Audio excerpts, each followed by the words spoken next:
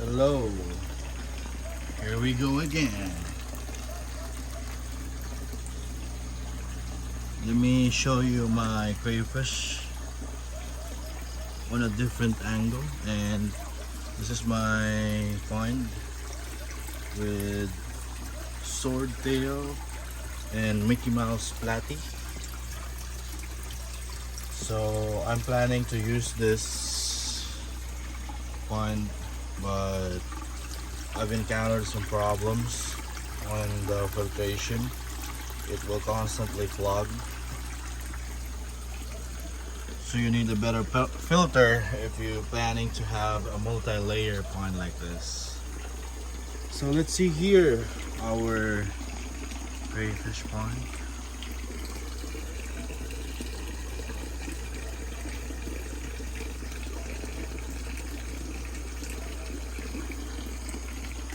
With this angle right here.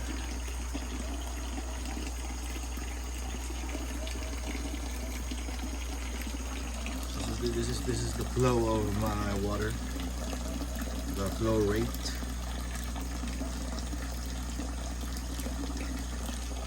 And I'm sitting right now.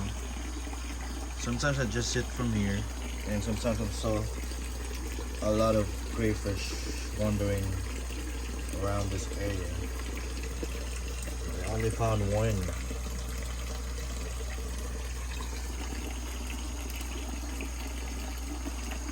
So there's a lot of vegetation from that area, and the hides, majority of the hides I place from here for them to roam around on this vegetation and eat those leaves or roots. But hopefully, if I got the budget, I will develop another pond on the area, or add some additional netting.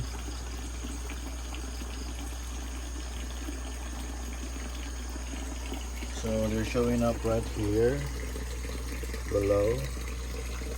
Okay, these are the females.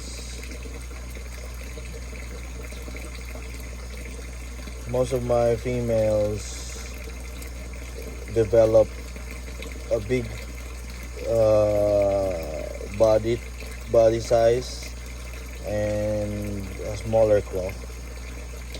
It's a good thing that you have smaller claw on females with big belly, because in terms of reproduction, the male can easily grab the female, and big belly can also an advantage to carry more eggs.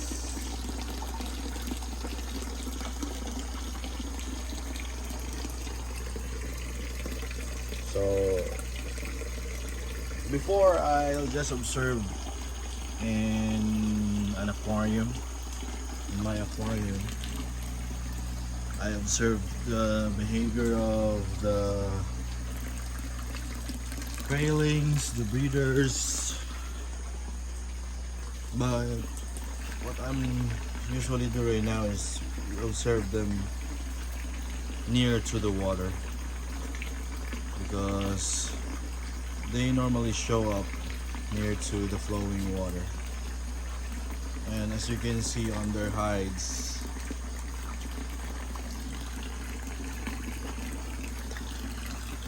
right there. I've done a lot of experiments with this pond. I tried overfeed them, and they survived. Like feeding them 3 times a day. The numbers of the matured crayfish around 3 to 5 or 4 to 5. Matured means around 6 months already. It can have the capability to reproduce in terms of breeding. Sometimes 3 inches will have eggs, right? So around 3 to 5, 3 inches to 5 inches, up to 5. And the numbers or the population from here is around 200, and I overfeed them because I got inspired with shrimp, that they can harvest the shrimp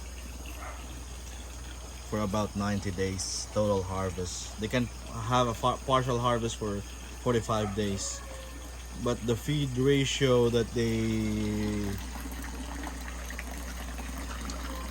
volume or the ratio is every 3 hours. That's the ratio, and they had a calculation in the Vietnamese shrimps. The normal shrimp, that's Vietnamese shrimp. The regular shrimp that you eat, that's Vietnamese shrimp. They feed that every 3 hours, and they had a tester on the feeding, like a net around the ground, and then they lift up and check if how much would be the weight, and then that's the time they can adjust the feeding intervals or the feed. If the shrimp needed more feeds, because they had a quota that the shrimp needs to reach around 50 grams each. 50 grams each, that's a bigger shrimp. That's already a big shrimp. So this is the plan here, and as you can see, I'm trying to arrange the setup. I'm trying to arrange the setup. Trying to arrange the trapal pond. Trapal, I don't know what it's called in English. Trapal, or a plastic tarp type of thing. This is not suitable for crayfish due to the sunlight. As you can see, there's a big gap from here, and it's the direct sunlight up there. Only trees around here. So if you use sun, how do you call that app? It can track where is the sun will show up, and it will like the sunrise and sunset. Then you will know if the spot will hit by the sunlight. So this is not a good idea, because the sun will show up from there in that area, and then it will end from here. So even if in the noon time, since there's a big gap at the middle, it will hit this area, and temperature rise, the fish will die. They cannot tolerate much higher than 38 or 39 degrees.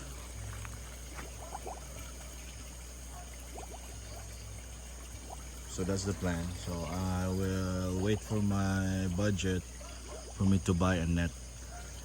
I also plan to be more efficient in this pond, that I can also put some crayfish from this area, but still the same problem, a big gap from the net, and my net is now starting to tear up. But there's a different net that you can buy in the market. My other net is already got broken, damaged, because its sunlight protection is around 50%, but this one much expensive, around 70%. So if you go outdoors with crayfish, if you have a deep water, you don't need to worry. Deep water with mud, that the mud can regulate the temperature. You don't need to worry on, even if it's outdoor. The setup that I have is outdoor, but I'm worried on the sunlight that the temperature will rise. But if you have mud, and open area like the Australian do. If you watch their documentaries, they call it a dam with their ranch. It's also act as a funnel or a funnel type. On the side, it's more shallow, but the middle is deeper. So you have a mud that will regulate the temperature. So let me see it from here. I love to see it from over there. I can show you around on the crayfish. So I just share it with you based on my observation here on the pond. At least you got an idea that if you go outdoors, build a concrete pond, you need to have netting. This is a simple one. 2 posts, then one and square tube at the middle. There's no need for you to add more support, like an A-type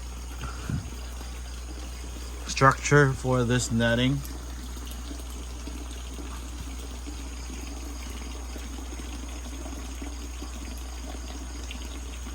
I'd love to feed the crayfish, not to bother them, not to check them. Just let the crayfish do their thing on this point. But I guess it's not efficient because there could a lot of mortality. It will have a big possibility that because the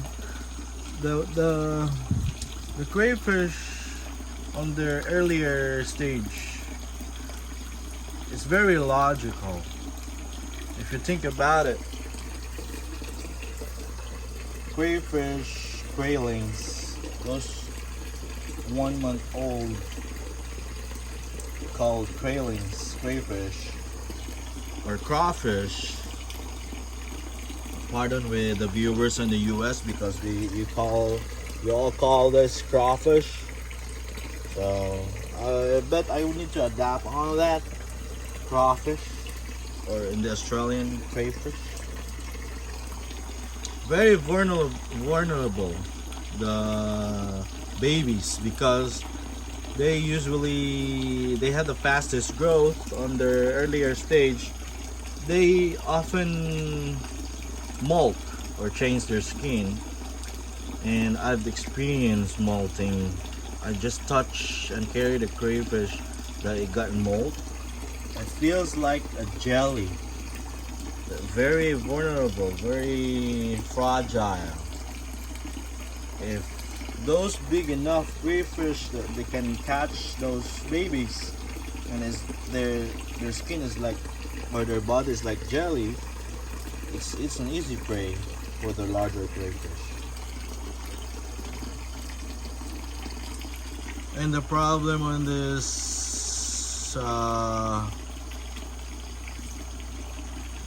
the problem on this bell siphon is there could be a possibility that once the water will cycle, it will go around the pond, because I had this drainage from there.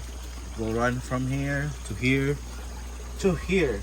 This is my pump, and up to here. So this is a big problem because I just placed this PVC pipe with some holes on it, but it's constantly clogged. Okay, now I don't know if since this is the large pellets for fish and it's constantly clogged those holes, but for crayfish it will sink at the bottom.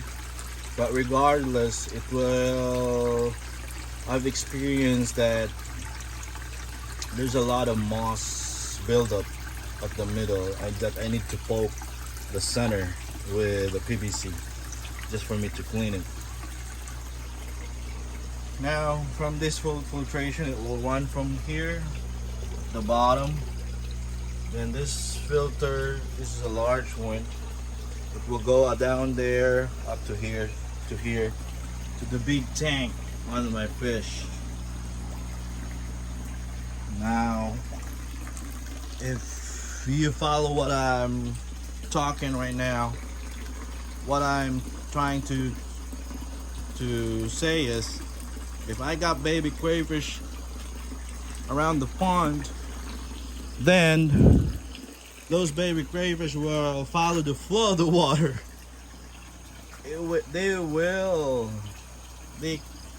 They can follow the water up to the filter because they're very small, like a 1 millimeter.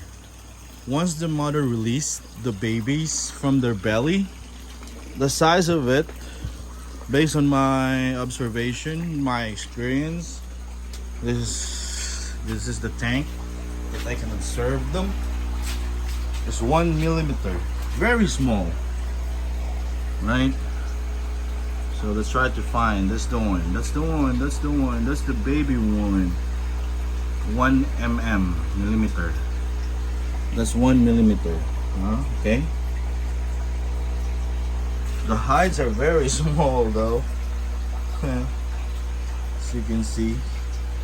So they easily follow the flow of the water on the bigger pond. Then maybe the babies will stuck to this netting. This is a Japanese mat. Very efficient matting for filters. That blue one. Japanese matting there. So the plan is to build a barrier around the hose, the pipe from here, wrap around with netting mesh. And I was thinking every week or month or so I need to clean the netting or the barrier that I will be making. So that's the challenges that I face right now.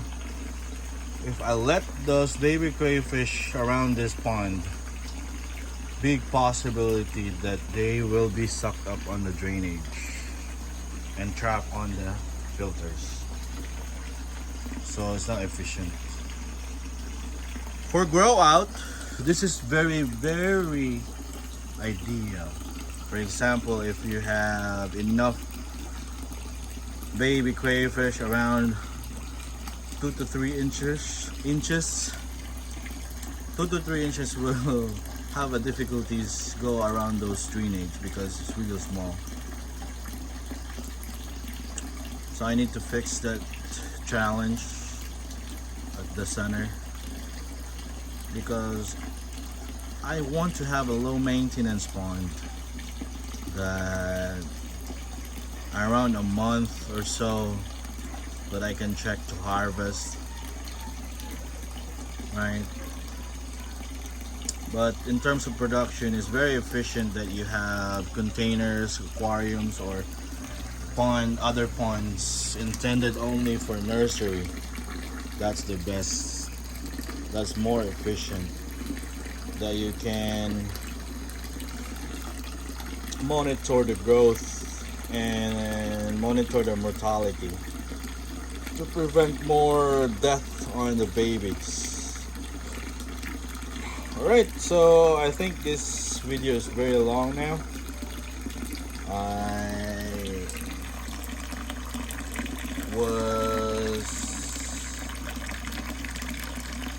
I was how do you call this? I got to make this video because when I saw the bunch of crayfish on the area, I just want to share with you to film those this moment, but since I did not find any crayfish on there, I just share with you my thoughts on this one. I love this gold guppies. They're huge right now. It has ribbon on its belly. That's a female one. Very huge guppy.